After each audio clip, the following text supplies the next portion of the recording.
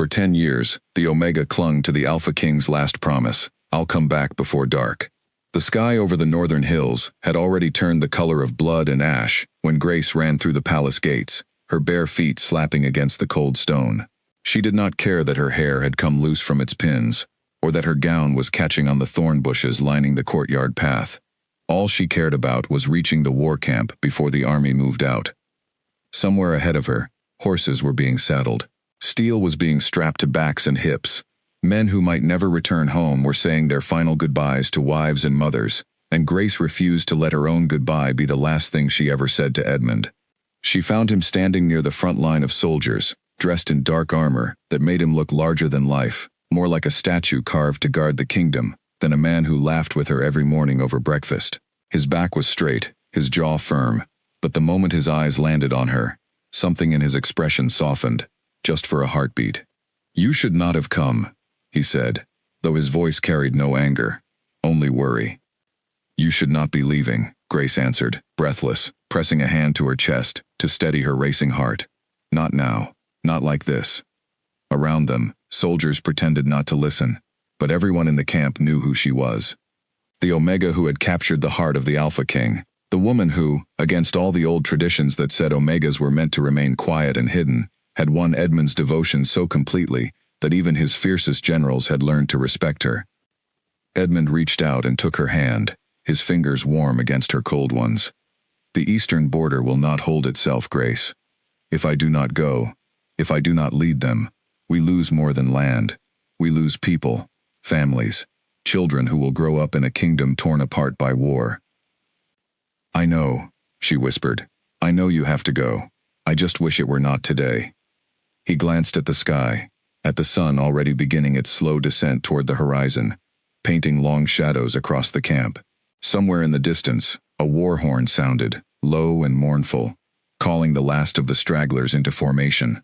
"Listen to me," Edmund said, cupping her face in both hands, the way he always did, when he wanted her full attention, when he wanted her to remember every word. "This war will not last forever. No war does, and I promise you, Grace, on everything I am, on the crown I wear and the vows I made to you the night we bonded, I will come back before dark." Grace searched his eyes, looking for any hint of doubt, but found none. Edmund had never been a man who made promises lightly. He was not the kind of king who spoke pretty words simply to comfort a frightened heart. When he gave his word, he meant it with every fiber of his being. "Before dark," she repeated, as if saying it aloud might make it more real, more certain. "Before dark," he confirmed, and then he kissed her forehead, lingering there for a long moment, breathing in the scent of her hair, as though trying to memorize it, trying to carry a piece of home into whatever horrors awaited him on the battlefield. A horse was brought forward, its dark coat gleaming under the fading light. Edmund mounted, with practiced ease, though Grace noticed the slight hesitation in his movements, the way his hand lingered near hers just a moment longer than necessary, before he finally let go. "Take care of yourself," he said, "and take care of what grows inside you." Grace's breath caught. She had told him only 2 days earlier, in the quiet privacy of their chambers, that she believed she was carrying his child. It had been a secret meant only for the two of them, a small flicker of joy in the middle of growing fear about the war. She had not expected him to speak of it here, in front of his men, but perhaps that was exactly why he did it. Perhaps he wanted every soldier standing near him to understand precisely what he was fighting to protect. "I will," she promised, her hand instinctively moving to rest against her stomach. "Just come home to us." Edmund gave her one last look, a look so full of love and determination that Grace felt it settle deep into her bones, a memory she would carry through whatever came next. Then he turned his horse toward the eastern road, raised his hand, and the army began to move. Grace stood at the edge of the camp for a long time after the last soldier disappeared over the hill, watching the dust settle, watching the golden light of late afternoon slowly deepen into the orange and purple hues of evening. She told herself that he would keep his promise. He always kept his promises. In 3 years of marriage, in 5 years of courtship before that, Edmund had never once broken his word to her, not on the smallest matter, and certainly not on something as important as this. By the time she made her way back to the palace, the sky had darkened to deep violet, stars beginning to prick through like tiny holes in a curtain. Servants bowed as she passed, their faces carefully neutral, though Grace could sense the worry hiding beneath their composure. War was never good news, no matter how confident the king appeared before riding out. She climbed the stairs to the highest tower, the one with the wide window overlooking the eastern road, and settled onto the cushioned bench there, wrapping a blanket around her shoulders against the evening chill. This was where she would wait. This was where she had always waited, whenever Edmund left on official business, watching for the shape of his horse cresting the distant hill, for the familiar wave of his hand that told her he was safe. Hours passed. The stars filled the sky completely, and the moon rose high and full, casting silver light across the courtyard below. Grace kept her eyes fixed on the road, refusing to blink for longer than necessary, as though her vigilance alone could hasten his return. Still no sign of him. Eleanor, her closest lady-in-waiting, appeared quietly at the tower door sometime near dawn, carrying a cup of warm tea that had long since gone cold in her hands, forgotten in her own worry. "My lady, you should rest," Eleanor said gently. "The messengers say the fighting was fierce, but there has been no word of the king's safety either way. No news does not mean bad news." "He promised," Grace said quietly, not looking away from the window. "He promised he would come back before dark." Eleanor did not know what to say to that. She simply set the tea down beside Grace and settled onto the floor next to the bench, keeping silent company through the rest of that long, uncertain night. The next morning brought no answers, nor did the day after that, nor the week that followed. Messengers rode back and forth between the palace and the eastern front, but their reports were fragmented, confused, contradictory. Some said the battle had been won. Others said the army had been forced to retreat into the mountains. No one seemed to know exactly where King Edmund was, only that he had not been seen since the fighting began. Grace refused to believe the worst. Every evening, as the sun began its descent, she climbed the tower stairs and took her place at the window, watching, waiting, holding on to the words he had given her, as though they were a lifeline strong enough to pull him home from whatever darkness had swallowed him. The kingdom, meanwhile, grew restless. Without their king, without clear leadership, whispers began to spread through the court, like smoke through cracks in a wall. Some nobles quietly suggested that a regent should be appointed to manage the kingdom's affairs, until Edmund's fate was known. Others insisted this was premature, disrespectful even, an insult to a king who might yet return. Grace tried to stay out of these conversations at first. She was an Omega, and though Edmund had always treated her as an equal partner in every sense, the traditions of the court still whispered that her place was not in matters of governance. But as the days stretched into weeks, and the weeks threatened to become months, she realized that silence was no longer an option. If she did not speak for Edmund, if she did not protect his throne and his people in his absence, someone else would claim that right for themselves, and she was not willing to let that happen. One particular evening, nearly a month after Edmund had ridden out, Grace stood before the royal council for the first time, her chin lifted, her voice steady despite the nervous flutter in her chest. "The king asked us to wait for his return," she said, meeting the eyes of each council member in turn. "He did not ask for a regent. He did not ask for his throne to be questioned. He asked only for patience, and patience is what I intend to give him." Lord Harold, an older nobleman with sharp eyes and an even sharper ambition, studied her carefully before speaking. "With respect, my lady, patience is a luxury a kingdom at war cannot always afford. Decisions must be made, borders must be defended. Someone must hold the reins while the king is indisposed."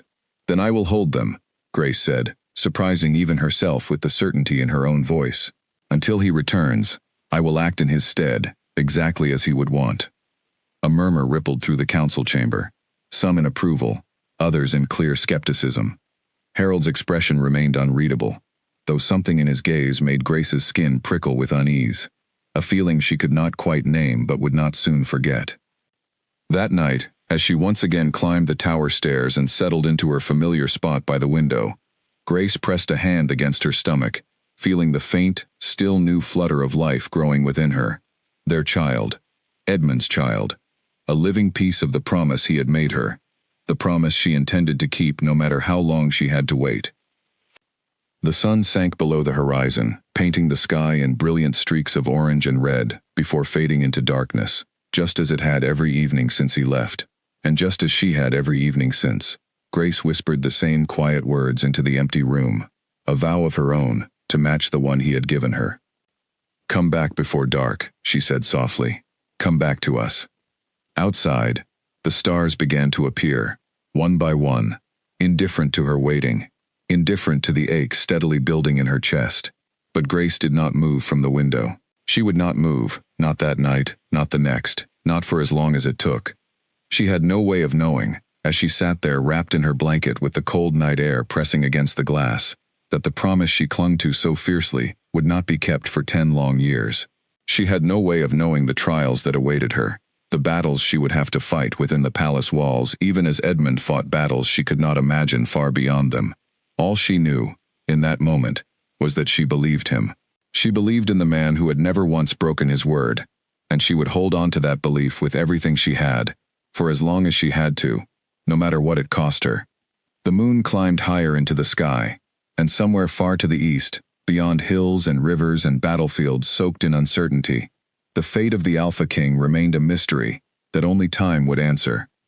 The scream that tore through the palace corridor at midnight was not Grace's own, though it might as well have been. She sat bolt upright in bed, heart hammering, before realizing the sound had come from 2 floors below, where Eleanor had rushed to intercept a messenger who had arrived caked in mud and blood, demanding to see the Queen immediately. By the time Grace reached the great hall, wrapped hastily in a robe, her bare feet cold against the stone floor, the messenger was already on his knees, exhausted beyond speech, a torn strip of fabric clutched in his trembling hand. Grace recognized it instantly. It was a piece of the royal banner, the deep blue cloth embroidered with the golden lion crest that Edmund's army carried into every battle. "Where did you find this?" she demanded, her voice sharper than she intended, fear making her forget the composure she had worked so hard to maintain in front of the court. "The Eastern Pass, my lady," the messenger managed, still catching his breath. "Near the river crossing, the banner pole was broken. There was no sign of the king, only this." Grace took the torn cloth with hands that would not stop shaking. She pressed it against her chest, as though it might somehow still carry warmth from the man who had once held it, as though enough hope could breathe life back into a scrap of fabric. "That does not mean he is gone," she said, more to herself than to anyone listening. "A banner can be lost in battle. A banner can be dropped and left behind while a man still lives and fights on." Lord Harold, who had appeared at the edge of the hall dressed in a fine robe despite the late hour, as though he had been waiting for precisely this kind of news, cleared his throat gently. "My lady, I understand this is difficult to hear, but we must begin to consider the possibility that the king will not return. A kingdom cannot be led by hope alone." "It can be led by hope until proven otherwise," Grace snapped, surprising the entire hall into silence. "The king is not dead until his body is found. Until then, I will not allow this palace to speak of him as though he already rests in the ground." No one argued further that night, though Grace could feel the weight of unspoken doubt pressing against her from every direction as she made her way back to her chambers. She did not sleep again before dawn. The weeks that followed tested her in ways she had never imagined. Word came slowly, in broken fragments carried by exhausted riders and frightened refugees fleeing the eastern territories. The battle at the river crossing had been catastrophic, they said. The king's forces had been ambushed by a force far larger than anyone had anticipated, caught between the river and the mountain pass with no clear path of retreat. Some soldiers had made it back to friendly territory, scattered and wounded, but none of them could confirm what had happened to Edmund himself. He had simply vanished into the chaos of that terrible night, and no one, not his most loyal generals, not his closest friends among the officer corps, could say with certainty whether he lived or had fallen. Grace refused every suggestion that she wear mourning colors. She refused every gentle hint from well-meaning courtiers that perhaps it was time to accept reality and move forward. Instead, she threw herself into learning the workings of the kingdom she had once observed only from a comfortable distance, determined that if Edmund returned to find his throne intact, he would also find a queen capable of standing beside him as an equal, not merely a grieving wife who had let everything fall apart in his absence. She sat through council meetings that stretched late into the evening, absorbing every detail about trade routes, tax collection, border defenses, and the delicate balance of power between competing noble houses. Some of the older council members resented her presence at first, exchanging glances that made their disapproval clear, without a single word spoken aloud. But Grace was patient, and more importantly, she was quick to learn. Within a few short months, even her harshest critics found it difficult to dismiss her insights, though few of them would openly admit as much. The physical changes brought by her pregnancy made the long hours more difficult with each passing week. Her back ached from sitting through endless meetings. Her feet swelled uncomfortably by the end of each day. Sleep became a rare and precious commodity, interrupted not only by the discomforts of carrying a child, but by the constant, gnawing worry that never fully left her mind, no matter how busy she kept herself during daylight hours. Eleanor became her constant companion through those difficult months, a steady presence who never once suggested that Grace should give up hope, even as the rest of the court grew increasingly convinced that the king was lost forever. It was Eleanor who brought her warm broth when she forgot to eat. Eleanor who sat with her during the long nights when sleep refused to come. Eleanor who gently reminded her to rest when exhaustion threatened to overwhelm her completely. "You cannot pour from an empty cup," Eleanor told her one evening, pressing a warm cup of tea into Grace's hands, as she sat hunched over yet another stack of council documents. "The kingdom needs you, yes, but that little one growing inside you needs you even more. Edmund would want you to care for yourself as much as you care for his throne." Grace managed a tired smile at that. "You speak of him as though you believe he is watching. I believe a man who loves as fiercely as he did does not simply disappear from the world," Eleanor said firmly. "Wherever he is, my lady, I believe some part of him is fighting to find his way back to you." Those words became something of a quiet anchor for Grace during the darkest of her days, a small flicker of comfort she carried with her, even as the political pressures of the court grew more intense. Lord Harold, in particular, seemed to grow bolder with each passing month, subtly positioning himself as an indispensable advisor, quietly cultivating alliances among the nobles who favored stability over uncertainty, practicality over what they privately dismissed as a grieving woman's stubborn refusal to accept reality. Grace was not blind to his ambitions. She watched the way he maneuvered through court politics, always careful, always calculated, never quite crossing a line that could be openly challenged, yet steadily accumulating influence that troubled her more with each passing week. She began to understand that protecting Edmund's throne would require more than simply waiting faithfully for his return. It would require vigilance, strategy, and the willingness to fight battles of her own, fought not with swords and armies but with words and careful political maneuvering within the very walls of the palace she called home. As autumn deepened into winter, the pregnancy that had once felt like a fragile, private joy became increasingly visible, and with it came new questions from the court about the future of the succession. Some nobles quietly suggested that if the child proved to be a son, he should be recognized immediately as heir, regardless of the king's uncertain fate.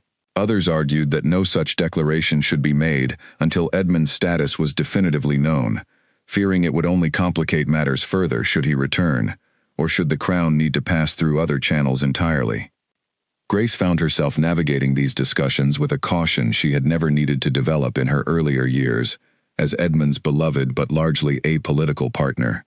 She learned to choose her words carefully in council meetings, to recognize which nobles could be trusted, and which merely wore the appearance of loyalty while quietly serving their own interests. She learned, too, the particular loneliness of leadership, the way decisions that once would have been shared with Edmund now rested entirely on her own shoulders, with no one beside her who carried equal authority to help bear that weight. Still, every evening, without fail, she climbed the tower stairs and sat by the window, overlooking the eastern road, watching the sun sink toward the horizon, just as she had on that very first night.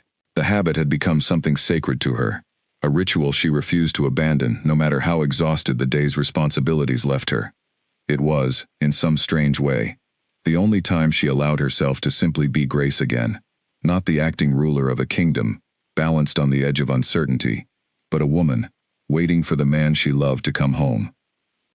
One particularly cold evening in late winter, as snow drifted quietly past the tower window, Eleanor found her there wrapped in thick furs, her hand resting protectively over the pronounced curve of her belly. "The healers say the child will come soon," Eleanor said softly, settling onto the bench beside her. "Perhaps within the month." "I know," Grace whispered, watching the last traces of orange light disappear beyond the snow-covered hills. I only wish he could be here to see it. He will see the child grow, my lady. I have to believe that. Grace turned to look at her friend, grateful beyond words for the unwavering loyalty Eleanor had shown her through months that would have broken a lesser friendship. Some days, it becomes harder to hold on to that belief. The council grows more restless. Lord Harold grows bolder. And I feel Edmund's presence slipping further away with each passing day, like trying to hold on to smoke. Then hold on to his words instead, Eleanor said gently. He promised he would come back before dark. The sun has not yet set on that promise, my lady. Not truly. Not as long as you still believe it. Grace said nothing for a long moment, simply staring out at the darkening sky, at the first faint stars beginning to appear above the snow-dusted hills. Somewhere out there, beyond borders and battlefields she could not see, she chose to believe that Edmund was still fighting his way home, just as she was fighting to protect everything he had left behind. The child within her shifted, a small reminder of the life they had created together, a living thread connecting her to a man the rest of the world had already begun to mourn. She would not mourn him, not yet, not until there was no other choice left to her. Winter deepened around the palace, bringing with it new challenges she could not have anticipated, but through it all, Grace held fast to that single unbroken thread of hope, refusing to let it fray no matter how heavy the darkness pressing in around her became. The council chamber doors slammed open with a force that rattled the tall windows, and Grace strode inside before anyone could stop her, her furs still dusted with snow from the courtyard, her cheeks flushed with cold and fury in equal measure. She had heard, only moments earlier from a frightened kitchen servant, that Lord Harold had called an emergency session of the council without informing her, without so much as sending word to the woman who had been governing the kingdom in Edmund's absence for nearly 5 months. You dare hold council without me, she said, her voice cutting through the murmur of surprised nobles seated around the long table. Lord Harold rose slowly, his expression carefully composed into something that resembled regret, though Grace saw no genuine remorse in his eyes. My lady, forgive the oversight. The matter at hand seemed too urgent to delay, and given your condition, we thought it best not to trouble you unnecessarily. My condition does not render me incapable of governing, Grace said sharply. What matter is so urgent that you felt the need to exclude me from my own council? An uncomfortable silence settled over the room before an older nobleman, Lord Ashcombe, finally spoke. My lady, it has been nearly half a year since the king vanished at the river crossing. The search parties sent to comb the eastern territories have found nothing.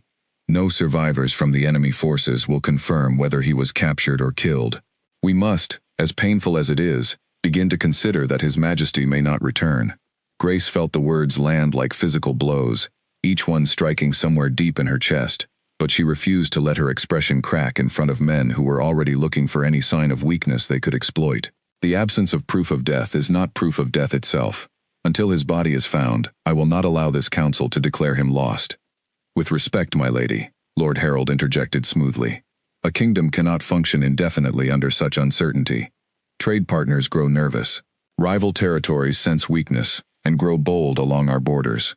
We must have clarity, one way or another, for the sake of stability. Then send more search parties, Grace countered. Send trackers into the mountains. Question every prisoner taken from the enemy forces. Do everything within our power to learn the truth before you ask this council to abandon a king who has never once abandoned his people. The debate stretched on for hours, voices rising and falling around the long table, as nobles argued for and against various courses of action. Some supported Grace's insistence on continued searching. Others, more cautious, or perhaps simply more eager to see change, pressed for the council to formally declare a state of uncertain succession, a legal designation that would grant temporary governing authority to a regent until the matter of the king's fate could be resolved. Grace fought against every proposal that hinted at replacing Edmund's authority with anyone else's, arguing with a fierceness that surprised even her staunchest supporters.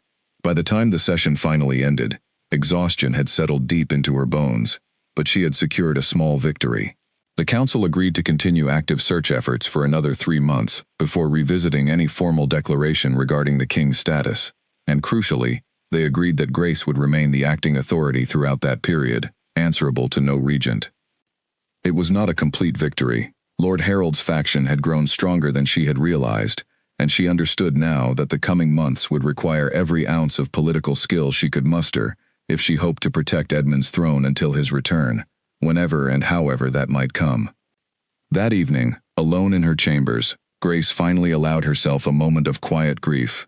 Tears she had refused to shed in front of the council, finally spilling free, as she sat by the fire, one hand resting on her swollen belly. She did not doubt Edmund's love for her, nor his determination to keep his promise. But doubt about his survival crept in more often now, no matter how fiercely she fought against it in public. "I need you," she whispered into the empty room, her voice breaking on the words, "I need you to come home." The fire crackled softly in response, offering no answers, only the quiet comfort of warmth against the cold winter night, pressing against the windows. In the weeks that followed, Grace threw herself into strengthening her position within the court, with a determination that left little room for the grief that threatened to overwhelm her whenever she allowed herself to slow down. She cultivated relationships with nobles, who remained loyal to Edmund's memory, ensuring they understood that supporting her meant supporting the rightful continuation of his rule, not merely offering charity to a grieving widow. She reviewed treasury records late into the night, learning to recognize the subtle signs of financial mismanagement that Lord Harold's allies had begun introducing into various departments, small enough to escape casual notice, but significant enough, over time, to weaken the kingdom's stability in ways that would benefit those seeking to seize greater control. Captain Miles, the commander of the palace guard and one of the few men in the court whose loyalty to Edmund had never wavered even under the mounting pressure from Harold's faction, became an unexpected ally during this period. He had served under Edmund since both men were young soldiers fighting their first border skirmishes together, and his devotion to the king ran deeper than mere duty. It was, Grace came to understand, something closer to brotherhood. The king trusted very few people completely, Miles told her one afternoon, as they walked together through the palace gardens, his hand resting protectively near the hilt of his sword, out of habit, rather than any immediate concern. "But he trusted you above all others, my lady. I intend to honor that trust for as long as I am able, regardless of what the council decides." "Thank you, Captain," Grace said, genuinely moved by the sincerity in his voice. "I fear I will need every ally I can find in the months ahead." "You have more allies than you realize," Miles assured her. "Not every noble in that council chamber shares Lord Harold's ambitions. Many simply lack the courage to speak against him openly. Give them a reason to believe your cause is worth the risk, and you may find their loyalty easier to secure than you expect." His words proved prophetic in the weeks that followed. Slowly, carefully, Grace began building a network of quiet support among nobles who had grown uncomfortable with Harold's increasingly aggressive maneuvering, but had lacked a clear alternative around which to rally. She hosted small, informal gatherings in her private chambers, away from the formal rigidity of the council room, where she could speak candidly with potential allies and listen to their concerns without the theatrical posturing that so often dominated official proceedings. It was during one such gathering, on an evening when the first hints of spring had finally begun to soften the harsh winter air, that word arrived from the healers that Grace's time had come. The child, Edmund's child, was ready to enter the world, whether or not its father would be present to welcome it. The birth itself stretched through a long and difficult night, hours of pain and exhaustion that left Grace feeling as though she had fought a battle every bit as fierce as any her husband might have faced on the Eastern Front. Eleanor remained by her side throughout, her steady presence a source of comfort, even in the most difficult moments, gripping Grace's hand and murmuring quiet encouragement as the hours wore on. Just as the first pale light of dawn began to creep over the horizon, painting the sky in soft shades of pink and gold, a thin, powerful cry finally filled the birthing chamber. Grace, utterly exhausted but overcome with a joy so profound it momentarily eclipsed even her deepest fears, watched as the healers carefully placed a small, squirming bundle into her arms. "A son, my lady," the head healer announced, her voice warm with genuine happiness. "A strong, healthy son." Grace looked down at the tiny face for the first time, at eyes that had not yet opened, at a small tuft of dark hair, so similar to Edmund's own, that her breath caught in her throat. She traced a gentle finger along his impossibly small cheek, tears streaming freely down her own exhausted face. "Hello, little one," she whispered, her voice thick with emotion. Your father is going to be so proud when he meets you." Outside the chamber window, the sun continued its steady rise, chasing away the last shadows of a long and difficult night, and for the first time in many months, Grace felt something close to hope settle firmly in her chest, undiminished by all the uncertainty still stretching out before her. 3 days after the birth, Lord Harold requested an audience with Grace, under the guise of offering his congratulations, though she recognized immediately that his true purpose ran far deeper than simple courtesy. He arrived in her private sitting room, dressed in his finest robes, a small gift in hand, his smile polished to perfection, despite the calculating gleam never quite leaving his eyes. "A fine boy," he said, glancing briefly at the cradle, where the infant slept peacefully. "The kingdom will be pleased to hear the news, though I imagine some difficult questions will follow close behind the joyful ones." "Speak plainly, Lord Harold," Grace said, too exhausted from the long days of recovery to entertain his usual careful maneuvering. "What questions concern you?" "The matter of legitimacy, my lady. Forgive my bluntness, but the council will want assurance that the child is indeed the king's true heir, born within the bonds of marriage, before any formal recognition can be granted." Grace felt anger flare hot and immediate in her chest, though she forced herself to keep her voice level. "Edmund and I were bonded 3 years before this child was ever conceived, witnessed by half the court, and blessed by the royal priests themselves. There is no question of legitimacy here, only your own transparent desire to delay recognizing him as heir for as long as possible." Harold's smile did not waver, though something flickered briefly behind his eyes, an acknowledgement, perhaps, that she had seen through his intentions more clearly than he had hoped. "I only wish to ensure the process is handled with appropriate care, my lady. Nothing more." "See to it, then, that the process is handled swiftly," Grace replied, rising from her chair, despite the lingering exhaustion in her limbs, refusing to let him see even a hint of weakness. "My son will be formally recognized as heir to the throne within the week, or I will personally address the full council and ask them why their concern for proper procedure suddenly outweighs their loyalty to their king." Harold offered a shallow bow and took his leave, but Grace understood the exchange for what it truly was, merely the opening move in a much longer game he intended to play. She would need to remain vigilant, now more than ever, with a vulnerable infant depending entirely on her ability to protect his birthright. The naming ceremony took place a week later, in the Grand Cathedral at the heart of the capital, filled with nobles, common folk, and representatives from every corner of the kingdom, eager to witness the presentation of the young heir. Grace stood before the gathered crowd, her son cradled carefully in her arms, dressed in the traditional white and gold garments reserved for royal infants. "I name him Oliver," she announced, her voice carrying clearly through the vast stone chamber, "in honor of his grandfather, whose wisdom and strength guided this kingdom through its own difficult trials. May he grow to embody the same courage his father carries into every battle he faces." The crowd's response was warm, genuine cheers rising up toward the high vaulted ceiling, and Grace felt a small measure of relief settle over her, despite the political tensions still simmering beneath the surface of court life. The people, at least, seemed ready to embrace young Oliver as their future king, whatever doubts certain nobles continued to harbor in private. In the months that followed, Grace settled into an exhausting but deeply meaningful rhythm, balancing the demands of governance with the equally demanding, equally rewarding work of raising an infant alone. She insisted on caring for Oliver herself as much as her responsibilities allowed, refusing to relegate his upbringing entirely to nursemaids and governesses, despite the strong suggestions from certain court traditionalists that a queen's proper role did not include such hands-on involvement with her children. "Let them talk," she told Eleanor one evening, rocking a fussy Oliver gently in her arms, as the last light of day faded outside the nursery window. "I will not let my son grow up without knowing his mother's voice, his mother's touch, simply because tradition suggests it is beneath my station." Eleanor smiled fondly at the sight, having grown just as attached to the young prince as Grace herself over the preceding months. "He is fortunate to have you, my lady. Whatever else this kingdom throws at you both, that much is certain." As Oliver grew from a fragile newborn into a curious, bright-eyed infant, Grace found herself telling him stories each night before sleep, stories of a brave and noble king who had ridden off to protect his kingdom and who would one day return home to meet the son he had never known.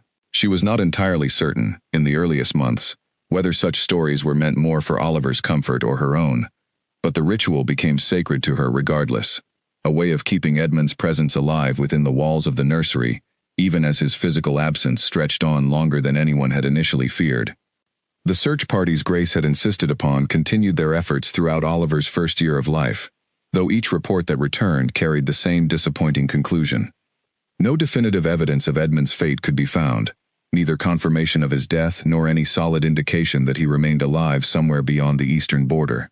The uncertainty, which had once felt unbearable in its rawness, gradually settled into something more like a persistent ache, a wound that never fully healed but that Grace learned, slowly and painfully, to carry alongside her daily responsibilities.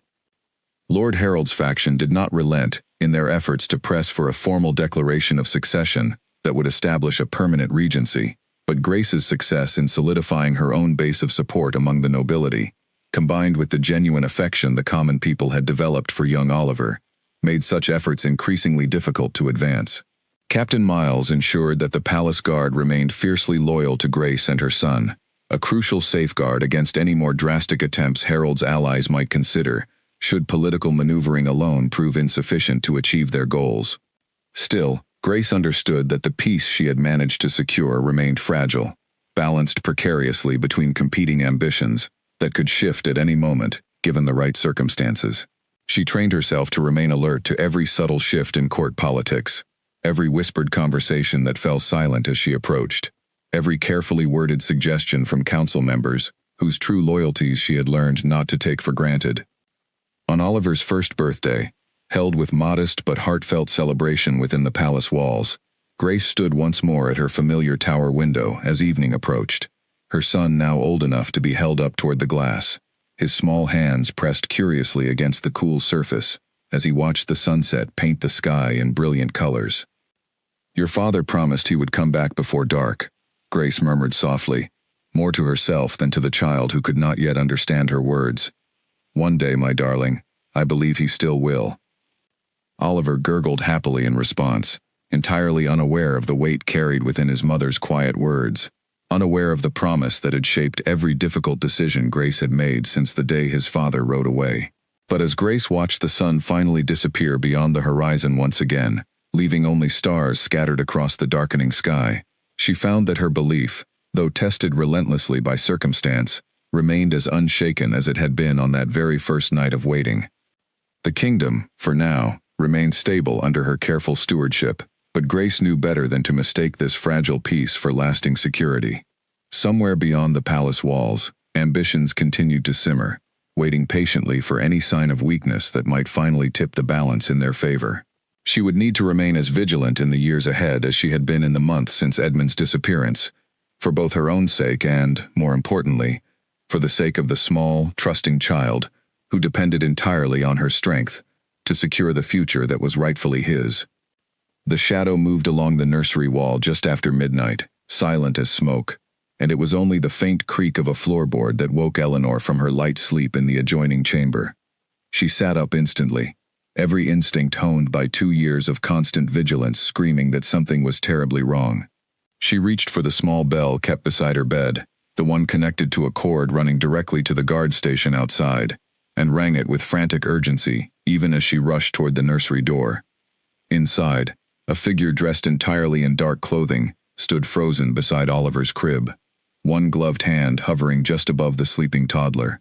Eleanor's scream tore through the silence of the sleeping palace, and within seconds, the door burst open as Captain Miles and 2 of his guards stormed inside, swords drawn, their eyes sweeping the room with practiced efficiency. The intruder bolted for the window, but Miles was faster, tackling the figure before they could escape into the darkness beyond. A brief, desperate struggle followed, but the guards quickly subdued the would-be assailant, pinning them firmly to the floor as more soldiers flooded into the corridor outside, drawn by the commotion. Grace arrived moments later, her heart pounding so violently she could hear it in her own ears, having sprinted from her chambers the instant a frantic servant delivered word of the disturbance. She rushed straight to the crib, scooping Oliver into her arms, relief flooding through her as she confirmed he remained unharmed, merely startled awake by the noise and now crying softly against her shoulder. "Who sent you?" Captain Miles demanded, hauling the intruder upright. his voice carrying a controlled fury that Grace had rarely heard from the normally composed captain.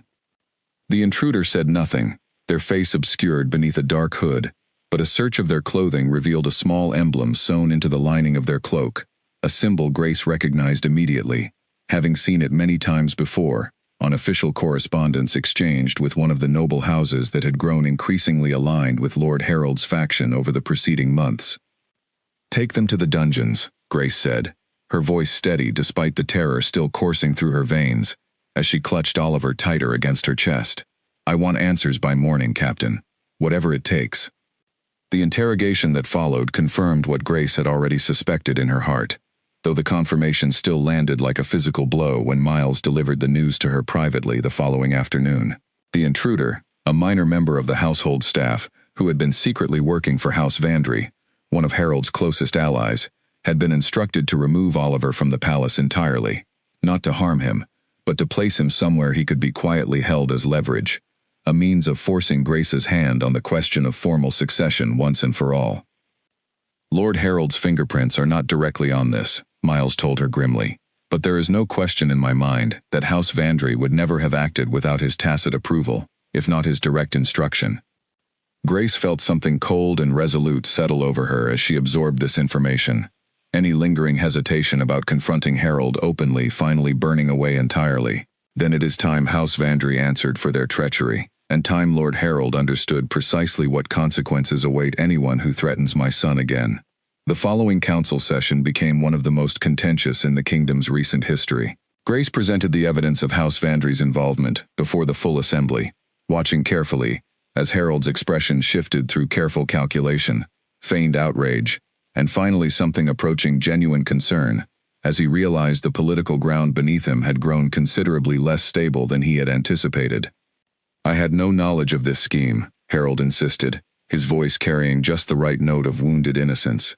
"House Vandry acted entirely on their own initiative, if these accusations prove true at all." "Perhaps," Grace replied coolly, "but given the closeness of your alliance with House Vandry throughout the past 2 years, I find it remarkable that they would undertake such a drastic and dangerous scheme without at least sensing your approval, whether explicitly given or merely implied through your continued silence on matters of succession." The council chamber fell into tense murmuring as nobles exchanged uneasy glances, several of them clearly recalculating their own political allegiances in light of this new information. Grace pressed her advantage, calling for House Vandry to be formally stripped of their council seat and their lands placed under royal oversight, pending further investigation, a motion that passed with far greater support than she had initially anticipated. Harold, sensing the shifting winds within the chamber, wisely chose not to contest the ruling too forcefully, though Grace did not miss the cold, calculating look he cast in her direction as the session finally drew to a close. Whatever alliance had briefly formed between them out of political necessity had now shattered completely, replaced by an open, if carefully restrained rivalry that both understood would likely define the remaining years of Oliver's childhood. That evening, after Oliver had finally settled back into peaceful sleep under the watchful eye of 2 additional guards Grace had personally stationed outside the nursery, she found herself once again at her familiar tower window, though the sunset that evening brought her less comfort than it usually did. "I nearly lost him," she whispered to Eleanor, who had joined her as she so often did during these quiet evening hours. "If Miles had been even a few moments slower, if you had not woken when you did." "But we did," Eleanor said firmly, placing a steadying hand on Grace's shoulder. "He is safe, my lady. And you have shown this entire court, in the clearest terms possible, exactly what will happen to anyone who threatens him again." Grace nodded slowly, though the fear from the previous night lingered stubbornly in her chest, refusing to fully dissipate. "I cannot keep fighting these battles alone forever, Eleanor. Every year that passes without word of Edmund, the ambitious among this court grow bolder, more willing to take drastic action. I fear what the coming years may bring, especially as Oliver grows old enough to become a target in more calculated, more sophisticated ways than a simple kidnapping attempt. Then we will meet each challenge as it comes," Eleanor said simply. "You have proven yourself far stronger than anyone in this court initially believed possible. I do not doubt you will continue proving them wrong for as long as necessary." Grace managed a tired smile at her friend's unwavering confidence. watching as the last light finally faded from the sky, stars slowly emerging to take its place.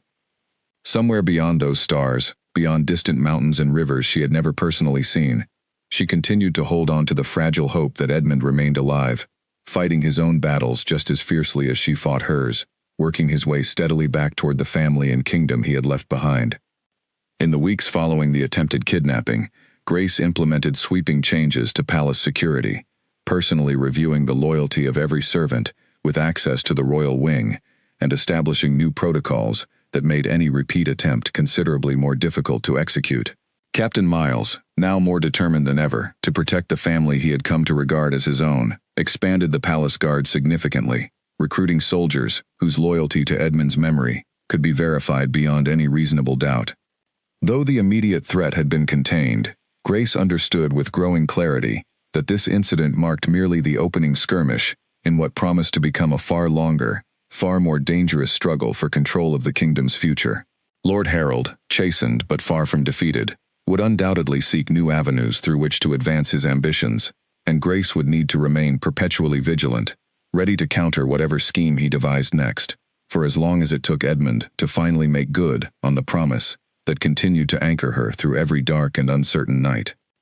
5 years had passed since Edmund rode east beneath a darkening sky, and the palace marketplace buzzed with its usual afternoon energy when an old traveling merchant named Tobias arrived at the servants' entrance, requesting an audience with someone, anyone, willing to listen to what he insisted was a matter of grave importance to the crown. He was turned away twice by guards who assumed him simply another beggar, seeking coin through exaggerated tales, but on his third attempt, Captain Miles happened to be passing through the courtyard and paused, something in the old merchant's desperate insistence catching his attention, despite years of learning to dismiss such claims as empty rumors. "Speak quickly," Miles said, eyeing the weathered man with cautious skepticism. "What business do you have that concerns the crown?" "I have traveled from the far eastern territories, beyond the mountain passes," Tobias said, his voice trembling slightly with either exhaustion or nervousness. Miles could not immediately tell which. "In my travels, I passed through a remote fortress used by the enemy forces to hold prisoners of significant value. I saw a man there, Captain, held in isolation, guarded more closely than any common soldier would warrant. The other prisoners whispered that he had once worn a crown." Miles felt his pulse quicken, despite years of training that had taught him to remain outwardly composed, regardless of the news delivered to him. "Describe this man." Tobias did his best, describing a tall figure with dark hair streaked through with premature gray, a scar running along his jaw that had not been there before his capture, and eyes that, even from a distance, carried an unmistakable intensity that seemed entirely out of place among the broken, defeated prisoners surrounding him. It was not conclusive proof.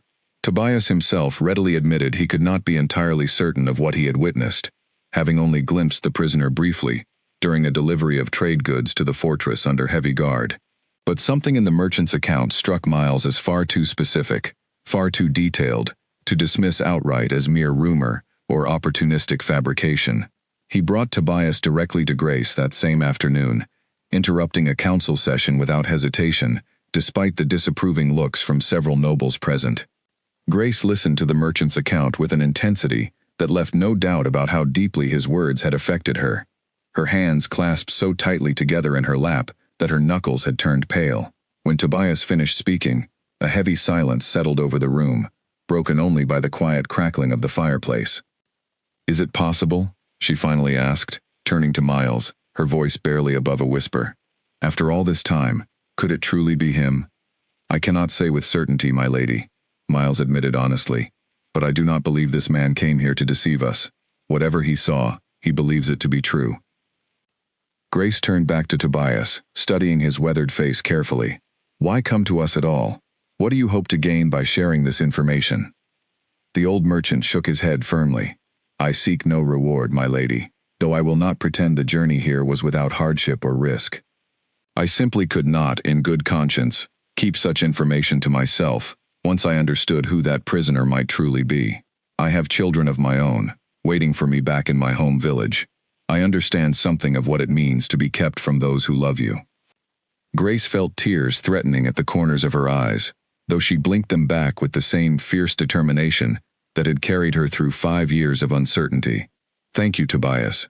Whatever comes of this information, know that your courage in bringing it forward will not be forgotten. That evening, Grace convened a small private meeting with only her most trusted advisors, Miles, Eleanor, and a handful of nobles whose loyalty she had never once had reason to doubt throughout the difficult years since Edmund's disappearance. The public court, she decided, would not be informed of this development, not yet, not until they had confirmed whether there was any genuine substance behind Tobias's account. The last thing she wanted was to raise false hope, either for herself or for the kingdom, only to have it crushed again should the rumor prove unfounded. "We need scouts," she said firmly, addressing the small gathered group. "Skilled trackers who can travel discreetly into enemy territory, locate this fortress, and determine, with certainty, whether the prisoner held there is truly Edmund." "Such a mission carries enormous risk," one of the nobles cautioned. "If our scouts are discovered, it could reignite hostilities we have only recently managed to stabilize along the border." "I understand the risk," Grace said, meeting his gaze steadily, "but I cannot in good conscience ignore even the smallest possibility that Edmund remains alive without doing everything within my power to verify the truth. 5 years of uncertainty is a burden I have carried as best I can, but I will not carry it a single day longer than necessary if there is any chance of finally learning what truly happened to him." Captain Miles volunteered immediately to lead the mission himself, despite Grace's initial protests that his skills were too valuable to risk on what might ultimately prove a fruitless journey. He remained firm, however, insisting that his personal history with Edmund made him uniquely suited to recognize the king, even after years of captivity, might have changed his appearance considerably. "I fought beside him for over a decade before he ever wore the crown," Miles said quietly. "I would know him anywhere, my lady, no matter how much captivity may have changed him. Let me do this. Let me finally bring you the answers you deserve, one way or another." Grace reluctantly agreed, though the days following Miles's departure with a small, carefully selected team of scouts proved among the most difficult she had endured since those first agonizing weeks after Edmund's initial disappearance. She threw herself into her regular duties with renewed intensity, using the demanding work as a means of distracting herself from the constant, gnawing anxiety over what news the scouts might eventually bring back. Oliver, now a bright and inquisitive 6-year-old, sensed his mother's heightened tension despite her best efforts to shield him from the full weight of her worry. He had grown into a thoughtful child, quick to notice the subtle shifts in the emotions of those around him, and he took to asking increasingly pointed questions about his father during this period, questions that Grace found herself struggling to answer, without revealing more than she was ready to share. "Do you think Father will come home soon?" he asked one evening, as Grace tucked him into bed, the familiar bedtime ritual, having evolved over the years, but never entirely abandoned. "I hope so, my darling," Grace said softly, brushing his dark hair back from his forehead. "I hope so more than anything in this world." "I believe he will," Oliver said with the simple, unshakable confidence that only a child could possess. "He promised, didn't he?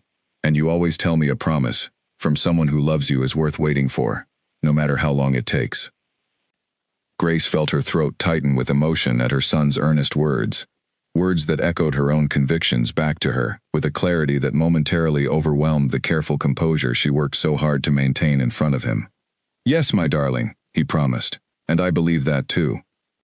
3 weeks after Miles's departure, a rider arrived at the palace gates bearing urgent news, and Grace's heart leapt with a desperate, terrified hope as she rushed to receive whatever word he carried, praying with everything she had left in her that the long years of uncertain waiting might finally, be drawing towards some kind of resolution. The rider dismounted before his horse had fully stopped, stumbling slightly from exhaustion as he thrust a sealed letter into Grace's waiting hands. She broke the wax seal with trembling fingers, scanning Miles's familiar handwriting with a mixture of desperate hope and mounting dread. The fortress existed, exactly as Tobias had described. Miles and his scouts had located it after nearly 2 weeks of careful, dangerous tracking through unfamiliar territory. But the structure was far more heavily guarded than anticipated, making close observation extremely difficult. They had managed to confirm that a high-value prisoner remained held within its walls, someone the guards treated with unusual caution and secrecy, but they had not yet been able to get close enough to confirm his identity beyond any doubt. Miles requested additional time and, if possible, additional resources to continue the delicate work of gathering more concrete information without alerting the fortress guards to their presence. Grace read the letter 3 times before finally lowering it. Disappointment and renewed hope warring uncomfortably within her chest. It was not confirmation, not the certainty she had desperately hoped this rider might bring, but it was also not the crushing dismissal she had feared throughout the anxious days of waiting. Something remained possible. Something remained worth continuing to pursue. Send whatever resources Captain Miles requires, she instructed the rider immediately. And tell him to proceed with caution. I would rather wait longer for certain answers than lose good soldiers to reckless haste.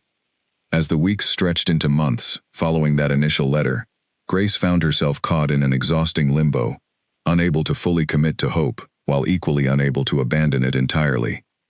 She continued her duties with the same disciplined determination she had maintained for years, but those closest to her, particularly Eleanor, noticed the subtle strain the renewed uncertainty placed upon her, the way she seemed to hold her breath just slightly whenever a new messenger arrived at the palace gates. Oliver, meanwhile, continued growing into a remarkably perceptive and determined child, his personality increasingly reflecting the resilience his mother had cultivated in herself throughout the difficult years of Edmund's absence.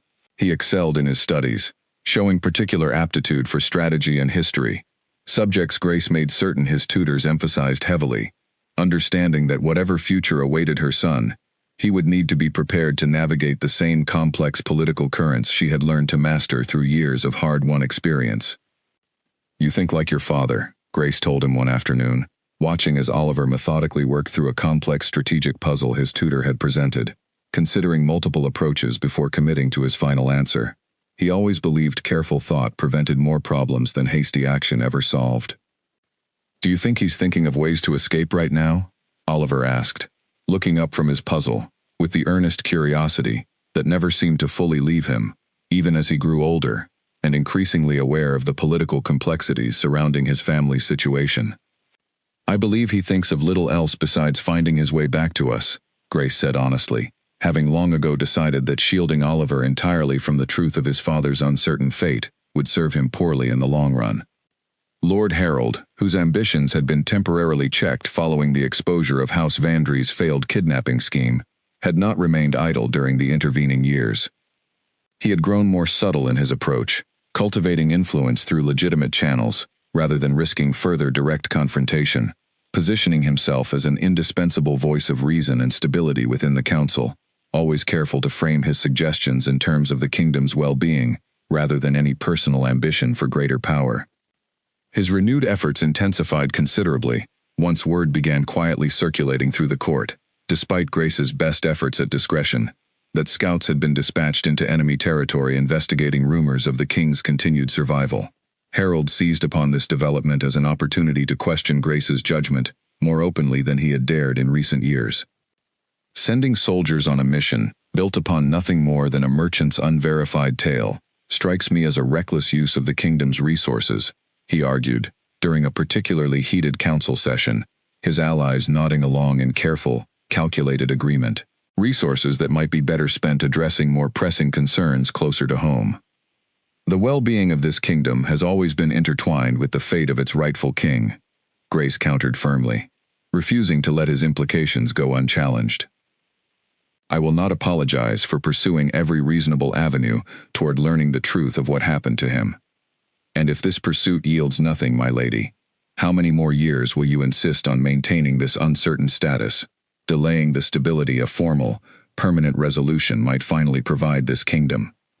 Grace felt the familiar surge of frustration that Harold's calculated challenges always provoked, but she had learned, over the years, to channel that frustration into steady, unwavering resolve, rather than allowing it to fracture her composure in front of the watching council.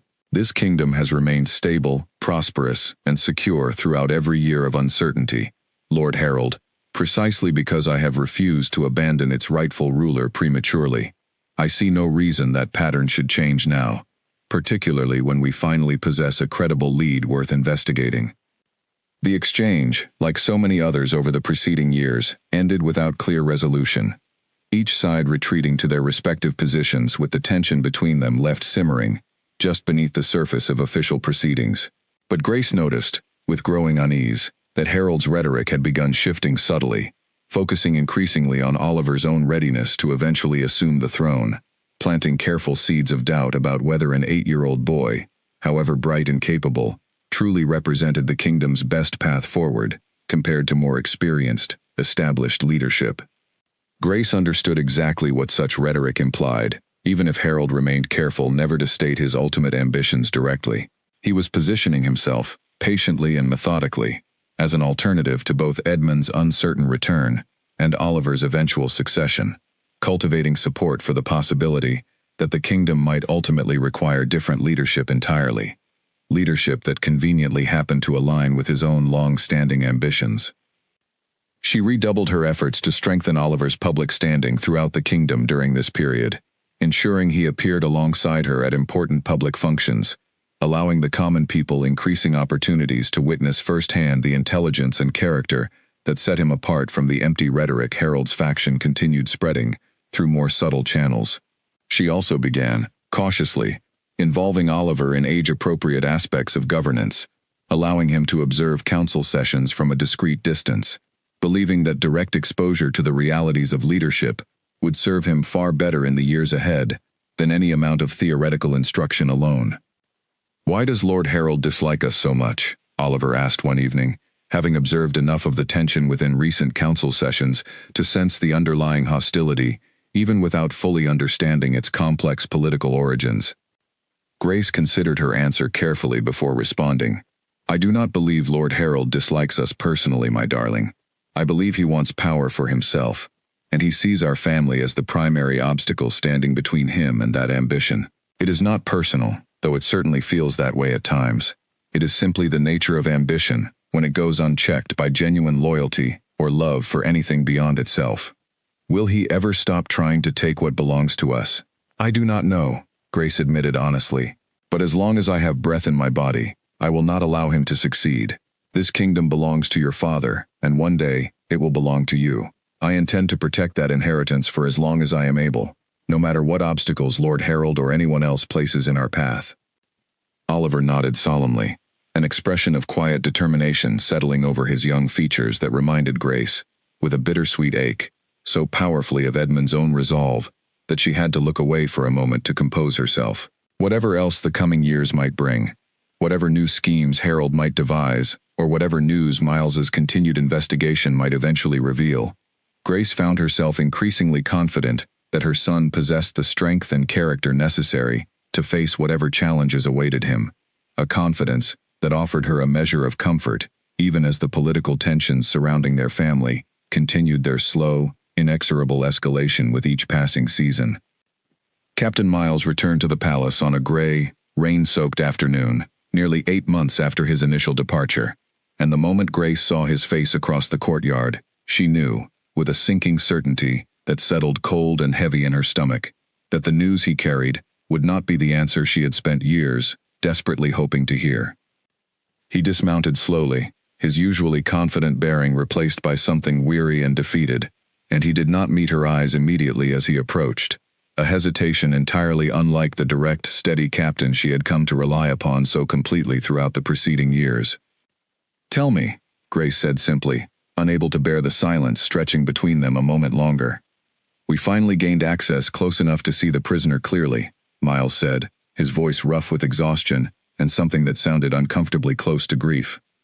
"My lady, I am so deeply sorry. It was not him.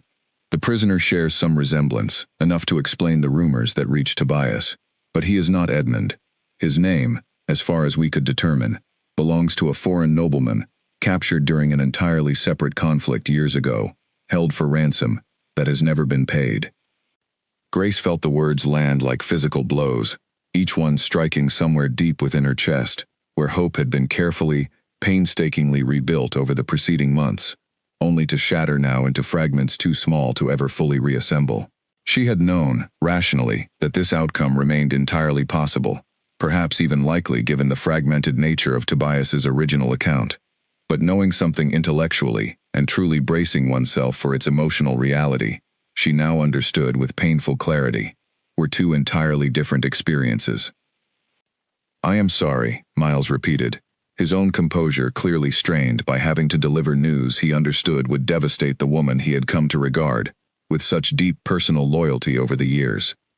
We searched further, questioned other prisoners, expanded our investigation beyond the original fortress. Once we confirmed this lead had proven false. We found nothing else, my lady. No further trace of him anywhere within that territory. Grace nodded slowly, forcing herself to maintain some semblance of composure, despite the devastating grief threatening to overwhelm her entirely. You did everything that could reasonably be asked of you, Captain. I do not fault you for this outcome. I am simply grateful you and your men returned safely. She excused herself from the courtyard as quickly as dignity allowed, retreating to the privacy of her chambers, where she finally permitted herself to collapse entirely, years of carefully maintained strength crumbling beneath the weight of this fresh disappointment. Eleanor found her there sometime later, curled on the floor beside her bed, silent tears streaming down her face, in a manner she had rarely allowed herself throughout the long years of uncertainty. I do not know how much longer I can keep believing, Grace admitted, her voice barely audible, raw with an exhaustion that went far deeper than mere physical tiredness. 8 years, Eleanor. 8 years of waiting, of fighting, of telling myself and my son that his father would return, and I have nothing to show for it, beyond false hopes that only make the eventual disappointment more unbearable. Eleanor sat down beside her on the floor, wrapping a comforting arm around her shoulders, without offering the easy platitudes that Grace had grown weary of hearing over the years. You do not have to keep believing every single day, my lady. Some days, it is enough simply to keep moving forward, even without full conviction behind every step.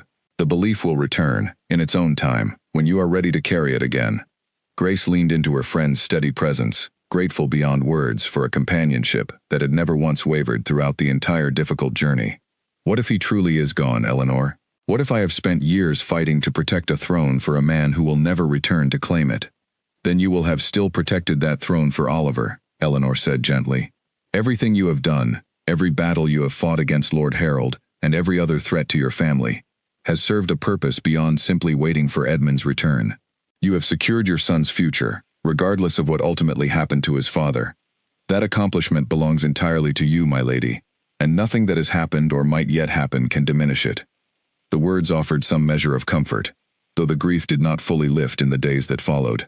Grace found herself moving through her responsibilities with a heaviness she had not felt since those earliest, rawest days following Edmund's initial disappearance. The renewed hope Tobias's rumor had briefly kindled, now replaced by an ache that felt, in its own way, even more difficult to bear than the original uncertainty had been. It was Oliver, surprisingly, who helped guide her back toward steadier ground during this difficult period. Now 8 years old and increasingly perceptive about the emotional undercurrents surrounding him, he noticed his mother's uncharacteristic withdrawal and sought her out one evening in the tower room, where she had resumed her old habit of watching the sunset, though with far less conviction than she had once carried into that nightly ritual.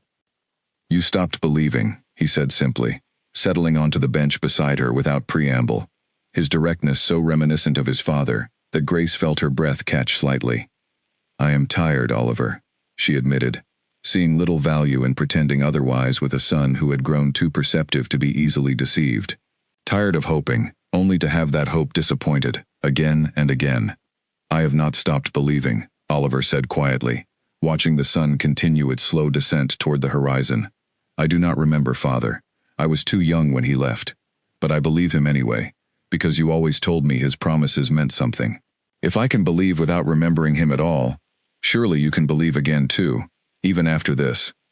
Grace turned to look at her son, struck once more by the quiet wisdom he seemed to possess well beyond his years, wisdom that felt, in this particular moment, like an unexpected gift, precisely when she needed it most. When did you become so wise, little one? I learned it from watching you, Oliver said simply, leaning against her shoulder as the last light of day finally faded into evening. You never stopped fighting for us, even when things seemed impossible. I do not intend to stop believing either, not until we know for certain, one way or the other. Grace wrapped her arm around her son, drawing him close as the first stars began appearing overhead. And though the grief from Miles's devastating news had not entirely lifted, she found something steadier settling in its place. A renewed determination, drawn not from blind hope alone, but from the genuine strength of the family she had built and protected throughout the difficult years, regardless of whatever answers the future might eventually bring regarding Edmund's uncertain fate. The kingdom continued its steady rhythms in the months that followed. Lord Harold's ambitions temporarily quieted by the genuine sympathy even his allies felt toward Grace following the failed search, though she understood better than ever that such reprieves rarely lasted long within the complex political currents of court life. She resolved, sitting there with her son beneath the gathering stars, to face whatever challenges still awaited them, with the same unwavering resilience that had carried her through every difficult year since Edmund first rode away, whether or not that resilience would ultimately be rewarded with his long-awaited return. The pounding of hooves against the eastern road reached the outer watchtower just as the sun began its final descent toward the horizon, nearly 10 years to the very day since a young king had ridden away from this same palace, promising a frightened young woman that he would return before dark. The watchman on duty squinted into the fading light, uncertain at first whether his tired eyes deceived him, before finally raising the alarm horn to his lips and sounding 3 sharp blasts, the signal reserved for approaching riders of unknown but potentially significant importance. Grace, now 30 years old and hardened by a decade of leadership that had transformed her from a frightened young Omega into a formidable ruler respected throughout the kingdom, heard the horn from within the council chamber, where she had been reviewing yet another of Lord Harold's carefully worded proposals. She rose immediately, an instinct she could not fully explain pulling her toward the nearest window with an urgency that startled even herself. A single rider approached along the eastern road, moving with a determination that seemed almost desperate despite the obvious exhaustion evident even from this distance. Something about the shape of him, the particular way he sat astride his horse, despite clear physical hardship, sent an unexpected jolt of recognition through Grace's chest, though she immediately dismissed the sensation as nothing more than the cruel echo of countless similar false hopes she had endured throughout the preceding decade. "My lady," Eleanor said, appearing breathlessly at her side, having rushed from the nursery wing the moment she heard the alarm horn sound. "The watchtower reports a single rider, alone, approaching from the east." Grace said nothing, unable to trust her own voice, watching as the distant figure drew steadily closer, the golden light of the setting sun catching against what remained of tarnished, battle-worn armor, beneath a travel cloak too thin for the cooling evening air. Something in the rider's posture, the stubborn set of his shoulders, despite obvious exhaustion, pulled at a memory buried so deep within her that she had almost convinced herself, over the painful years of disappointment, that it belonged to a different lifetime entirely. By the time the rider reached the palace gates, a considerable crowd had gathered, drawn by the unusual commotion and the whispered speculation rippling rapidly through the courtyard. Captain Miles, now considerably grayer than the young officer who had once ridden alongside Edmund into countless earlier battles, pushed his way through the gathering crowd, his weathered face suddenly transformed by an expression of stunned disbelief as the rider finally drew rein before the palace steps.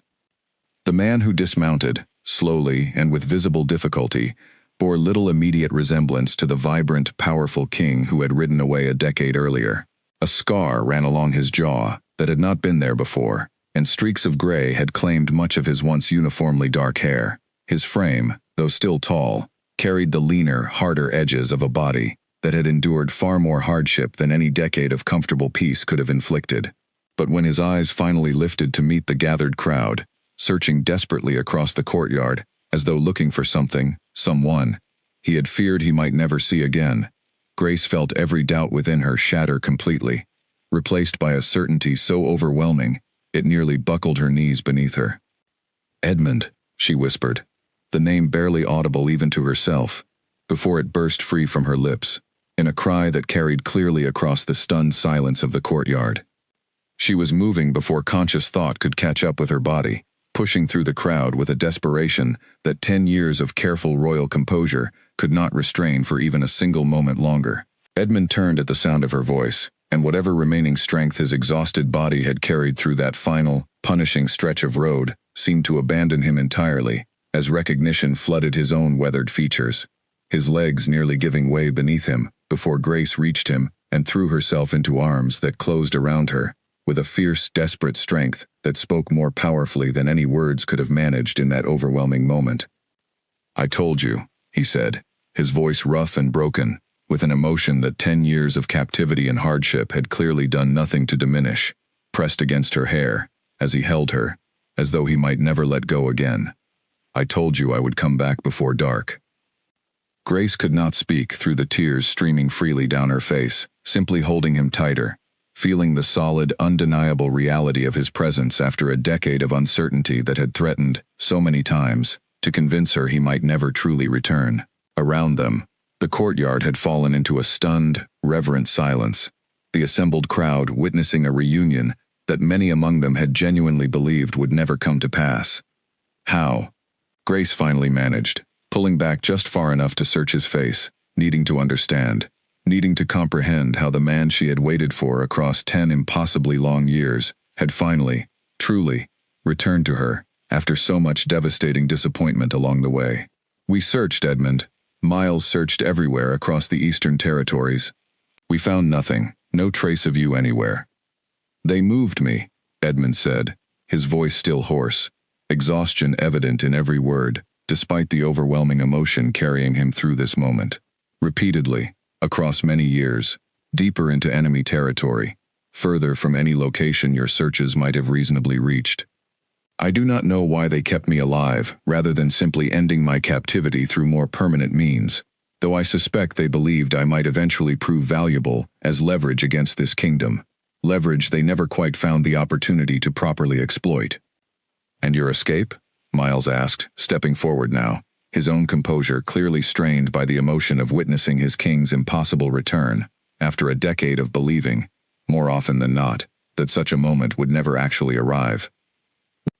"A long story," Edmund said, managing a tired but genuine smile, as he looked toward his old friend and most trusted commander. "One I will happily share in full, Miles, once I have had the chance to rest and to properly greet the family I feared, more times than I can count across these past years, I might never see again."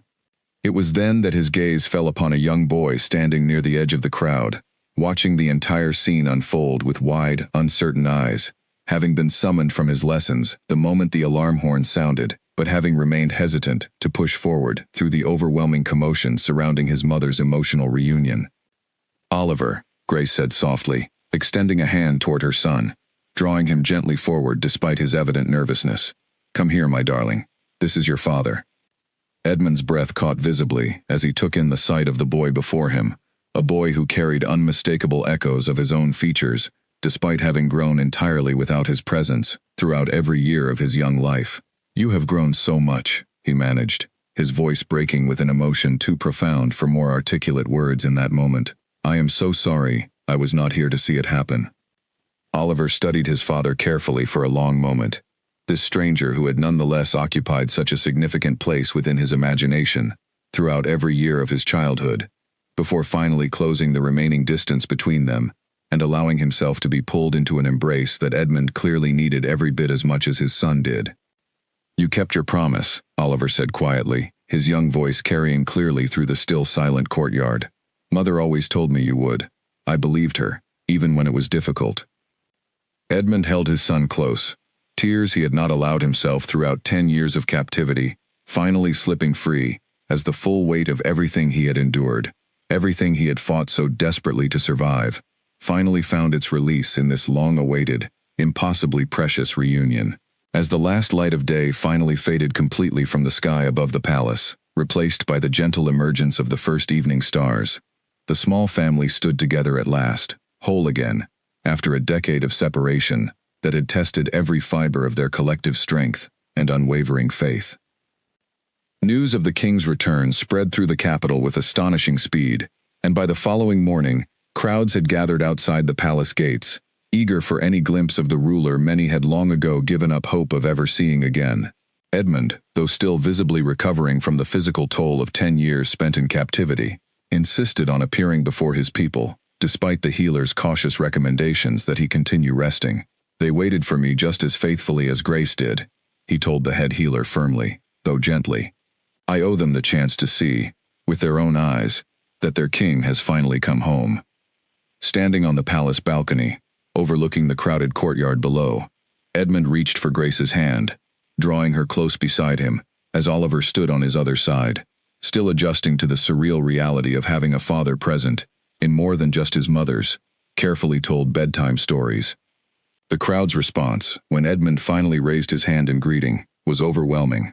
A roar of genuine joy and relief that echoed across the capital, carrying news of the king's miraculous return to every corner of the city within hours. In the days that followed, Edmund slowly began reclaiming the full weight of his royal responsibilities, though he insisted on doing so gradually, understanding that his body and mind both required time to properly heal from the trials of the preceding decade. Grace remained closely involved throughout this transition, not merely stepping back into a diminished role now that Edmund had returned, but continuing as an equal partner in governance, her decade of hard-won experience having earned her a permanent place in the kingdom's leadership that neither she nor Edmund had any intention of relinquishing. Lord Harold, whose ambitions had driven so much of the political tension throughout Edmund's absence, found himself in an increasingly precarious position following the king's return.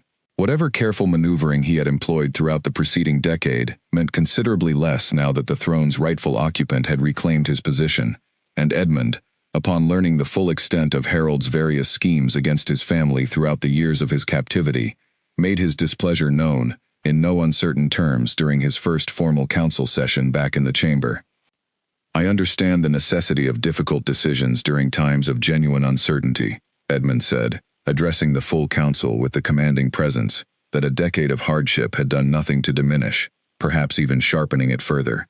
"But I have heard, in considerable detail, of the schemes employed against my wife and my son throughout my absence, schemes that went well beyond legitimate political disagreement, into territory that endangered the very safety of my family.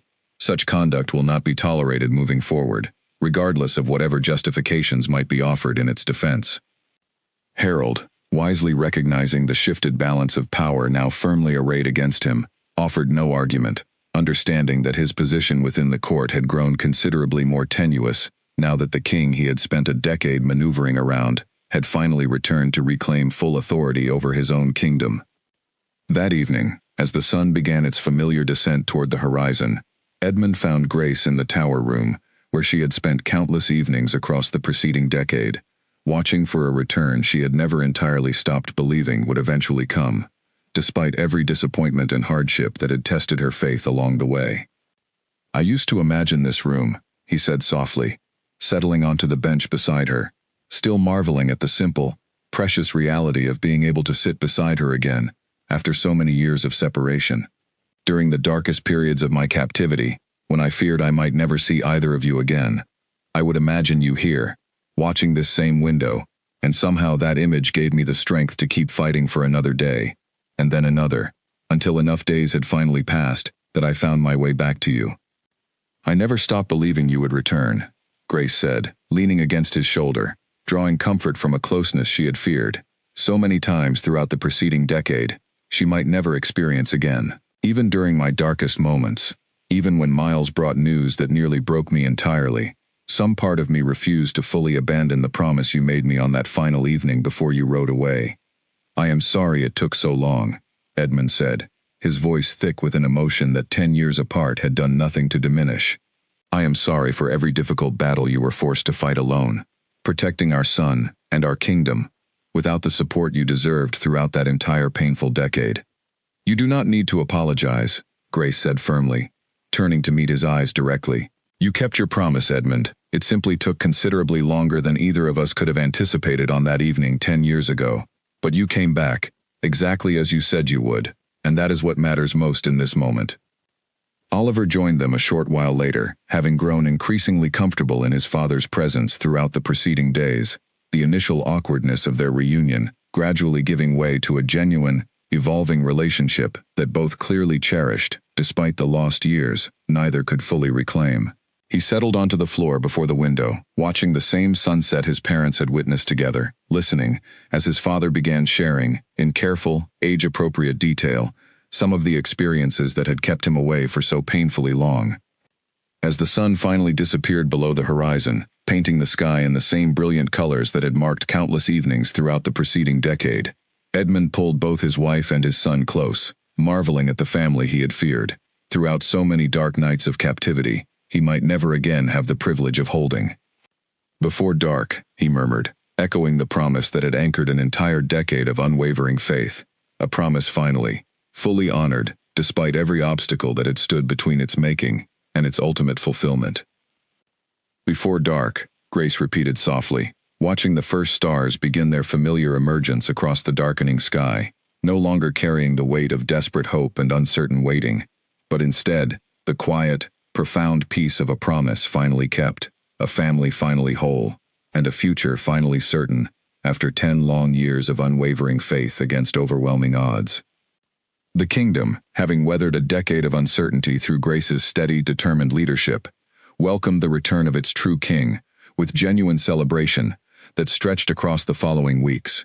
But for Edmund, Grace, and Oliver, the greatest celebration remained this quiet, simple moment together in the tower room, 3 hearts finally reunited, after a separation that had tested every ounce of faith and resilience they each possessed, emerging from that trial not diminished, but strengthened, bound together by a love and loyalty that no amount of time or hardship had managed to break.